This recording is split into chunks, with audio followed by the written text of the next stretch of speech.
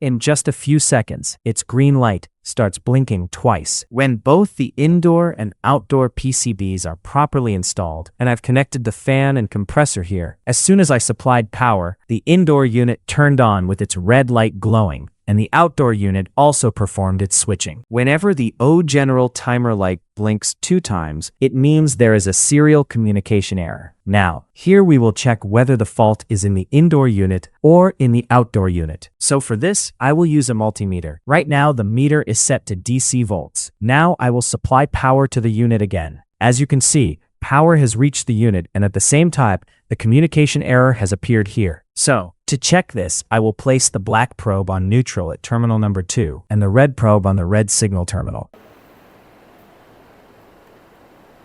We're getting some fluctuation here. You can see the voltage going up and down.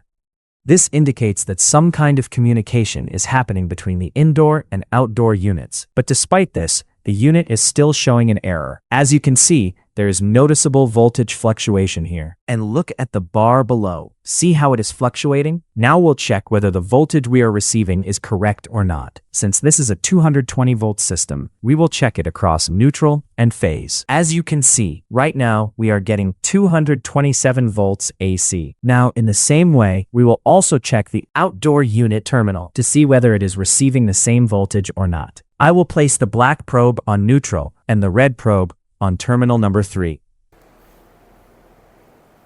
So as you can see, the same situation is happening here as well. This means that something is definitely going on between the indoor and outdoor units. So now we're back at the indoor unit and we're going to perform another test. But before that, we will turn off the power. The power has been switched off and I've removed the plug. Now I'm going to disconnect the communication wire. As you can see, I have completely disconnected it. Now, only the main power supply is coming here. The communication system is completely disconnected. I will supply power again. As you can see, the indoor unit has turned on. Now the error has started appearing again. We will check again at terminals 2 and 3. As you can see, we are getting 5.75 volts here. In the same way, I will also check it at the outdoor unit, since the communication wire is disconnected. And here you can see the fluctuation. It is showing approximately 105 volts. It seems to me that the outdoor unit is working fine. Now, as you have seen with the multimeter, the voltages between the indoor and outdoor units are fluctuating. This suggests that both the indoor and outdoor units could be functioning properly to some extent. However, the error is still appearing. So first of all, I will check the outdoor unit separately without connecting it to the indoor unit. Now, there are 3 important components responsible for communication here. First is the microcontroller. Second is the Darlington array. The microcontroller sends signals to the Darlington array, and then the Darlington array forwards those signals to this IC. So, as you can see here, it is written HYIC1. This is a hybrid isolation IC. Now, why is it called a hybrid isolation IC? It is called hybrid because it performs 3 functions at the same time within a single module. Here, high voltage is present. Secondly, zero crossing detection is happening here. At the same time, the communication task is also being handled by this single IC. Its part number is something like this.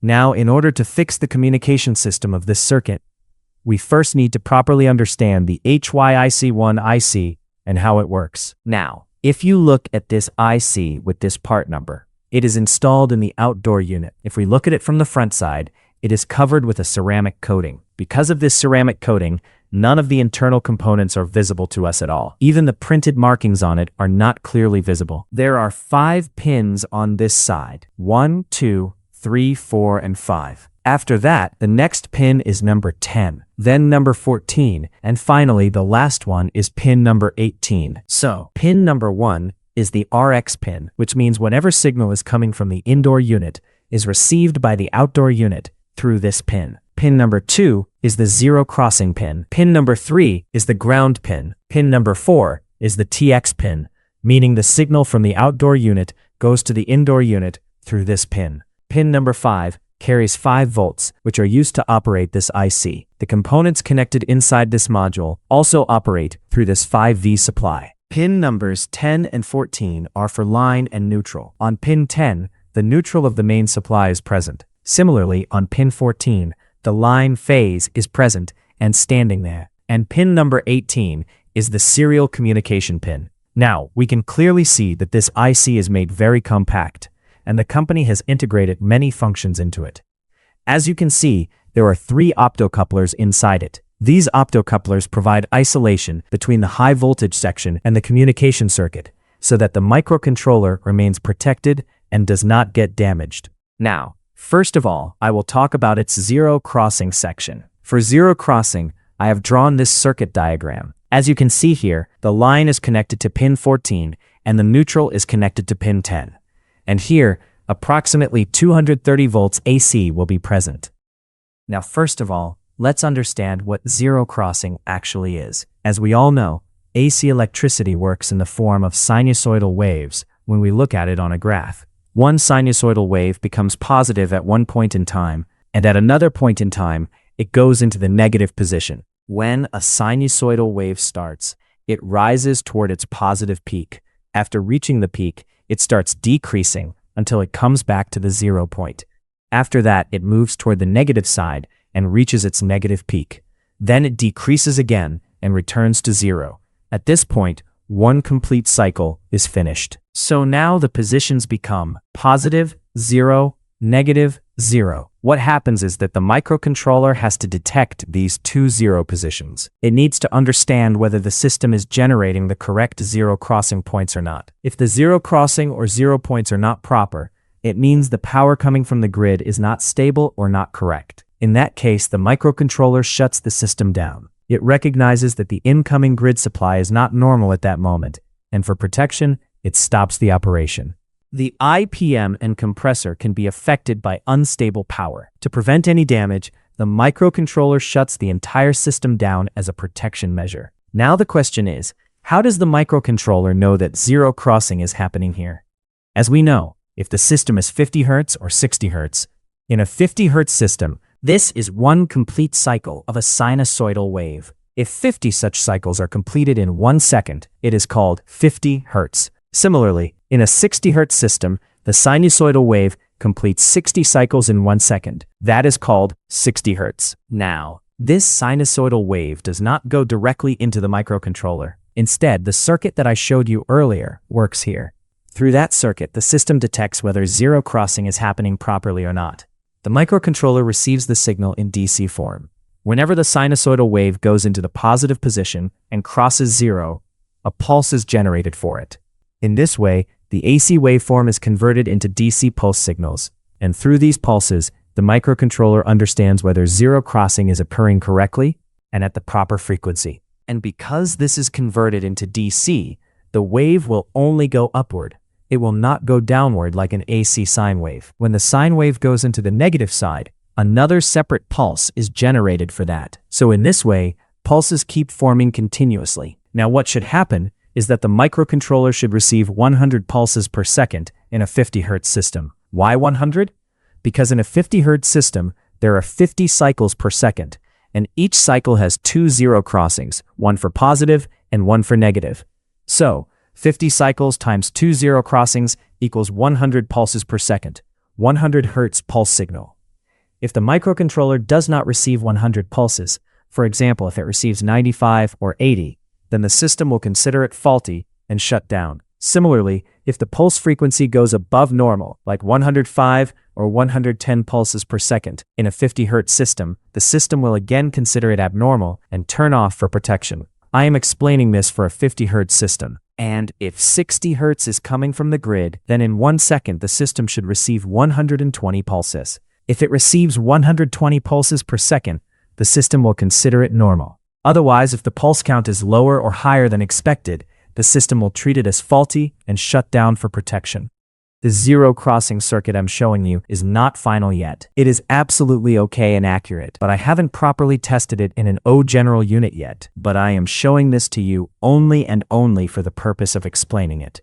Now what will happen here is, when 230 volts come in, because of these two resistors, the voltage will drop. After dropping, I think around 1.6 or 1.7 volts will be generated here. Here, what will happen is that an emitting diode, LED, will glow. When it glows, this transistor will get activated, and this transistor is connected to ground here. Here, ground is connected to the emitter of the transistor. As soon as the transistor activates, the ground will move from the emitter to the collector, and the collector is connected to pin number 2 of the HVAC1. To explain this properly, I have also drawn the original circuit that we have. Now let's first understand this circuit, and then we will understand the functions step by step. Here, 5 volts are present at this position. After that, a resistor is connected. It is 10k ohms, labeled as R21. This resistor acts as a pull-up resistor. After that, there is another resistor here, R20, which is 1k ohms. This acts as a current limiting resistor. There is also a capacitor connected here. It is placed to absorb any fluctuations and send them to ground so that the microcontroller can be protected and kept safe. Here, this is a pull-up resistor, so 5 volts will be coming here and going toward the microcontroller. As soon as this transistor becomes active, the ground will connect from the meter to this side through the connector. When that happens,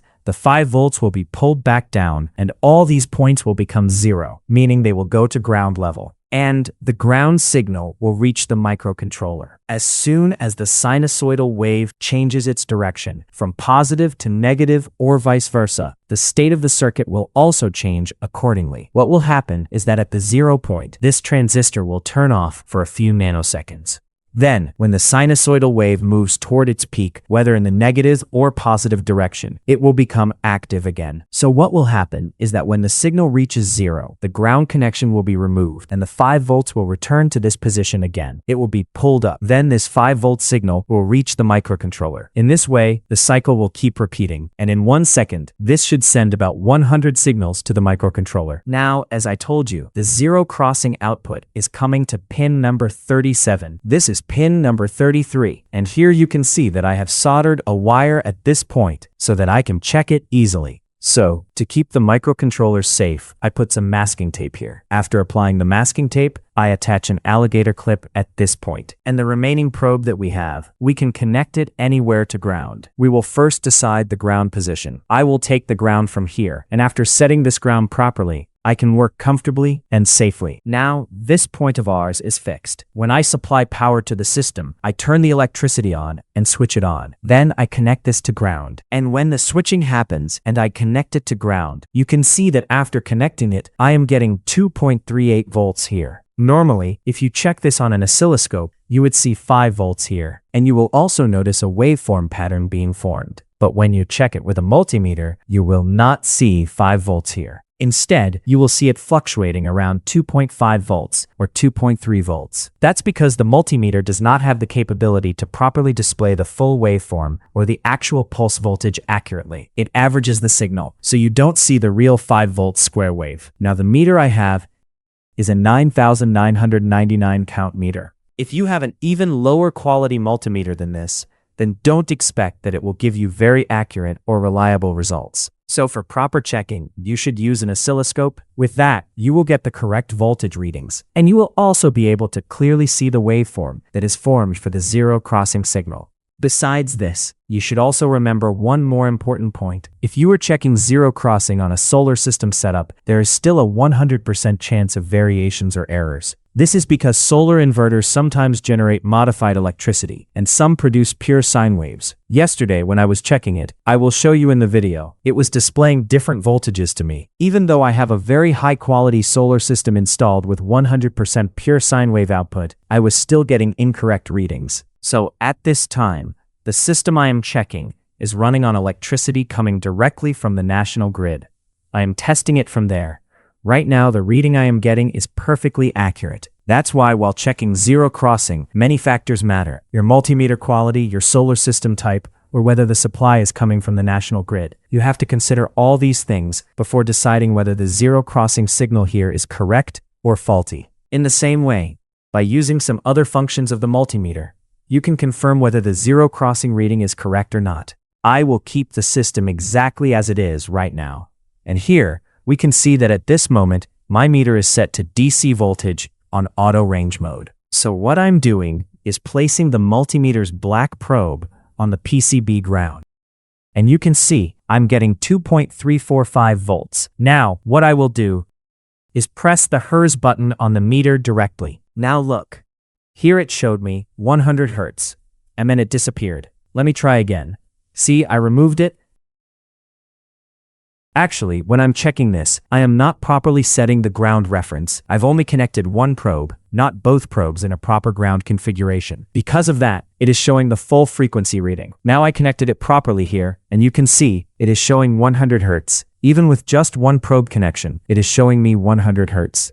There's actually no need to connect the ground in this case. Because look, whenever I connect the ground properly, the 100 Hertz reading disappears from the multimeter. But as soon as I remove the ground connection, you can see it shows 100 Hertz again, perfectly. So from this, you can also guess that the frequency being generated here is absolutely okay. Now I have another multimeter, so let's test with that as well. First, we'll set the multimeter to ohms mode, then move it to Hertz mode manually. Because this meter does not have an auto function, so we have to select it manually. Right now, it is showing 50 Hertz, even though the system is not powered on. So first, I'll turn on the electricity. Now I've supplied power, and you can see the multimeter is not responding properly. So what I'll do is connect the common COM wire as well, and now I'll check it again by connecting it to ground. No, this multimeter is not giving a correct reading. It's showing 50 Hertz, but this meter is only a 4000 count model, and in this type of meter, checking Hertz properly is very difficult. Now let's check the communication. First of all, we will check the TX,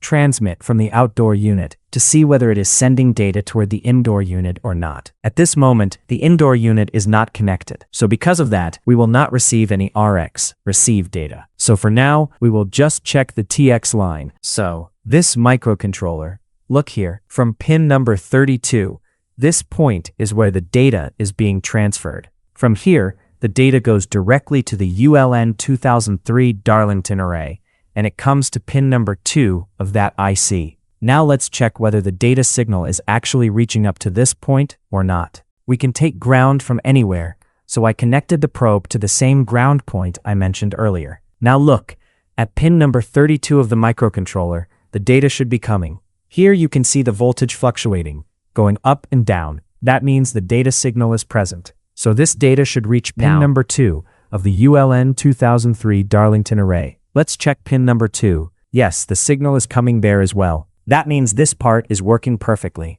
Now, the data output from the Darlington array comes from pin number 15. So pin 15 is the output data pin.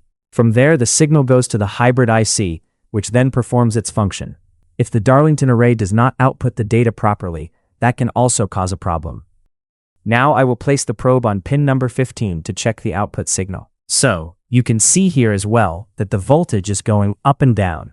That means the data is being transmitted toward the indoor unit. Now that I have connected the indoor and outdoor units together, we will check whether the receiving data is shifting here from the indoor unit or not. We will take the ground from the same position, and here you can see, on the microcontroller, at pin number 48, the signal is received. As you can see here as well, the voltage is fluctuating, going up and down, which indicates that data signals are present. Now I am testing this system with a solar power supply. As I told you earlier, the readings I was getting were incorrect. Look at what is happening here. After pins 35 and 36, this is pin 37. On this pin, you can see we are getting around 1.34 or 1.35 volts, which is quite low. This low voltage indicates that the signal level is weak or unstable. Now I have powered the unit, and I'll explain how it is working.